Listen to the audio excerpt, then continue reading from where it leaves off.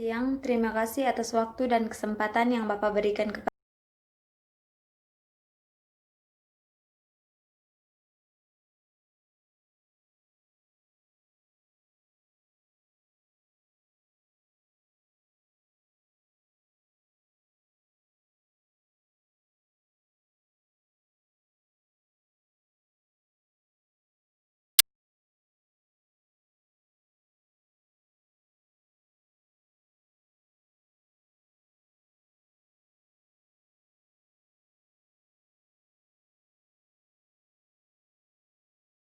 Pertanyaan tidak mungkin.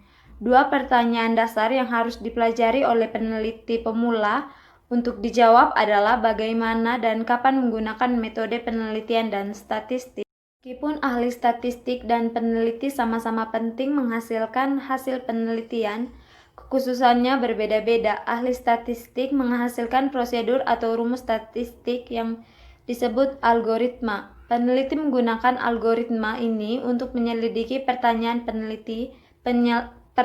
penelitian dan hipotesis. Dan sektor akademik dilakukan oleh para sarjana dari perguruan tinggi dan universitas. Ini juga secara umum berarti bahwa penelitian memiliki pendekatan teoritis atau ilmiah, yaitu hasilnya dimaksudkan untuk membantu menjelaskan media massa dan pengaruh terhadap individu.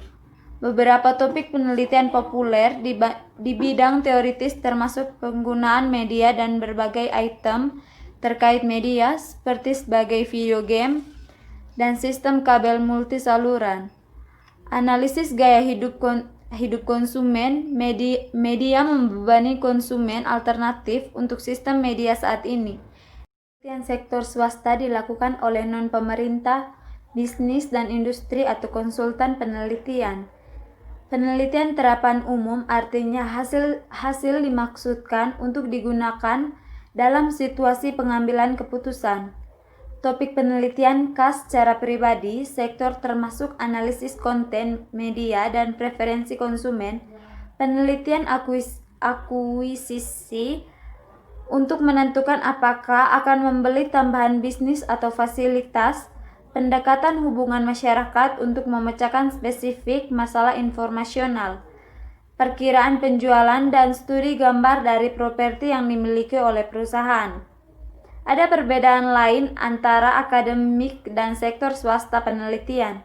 Misalnya, penelitian akademis bersifat publik dan yang lain peneliti atau organisasi penelitian yang ingin menggunakan informasi yang dikumpulkan oleh peneliti akademis harus bisa dilakukan.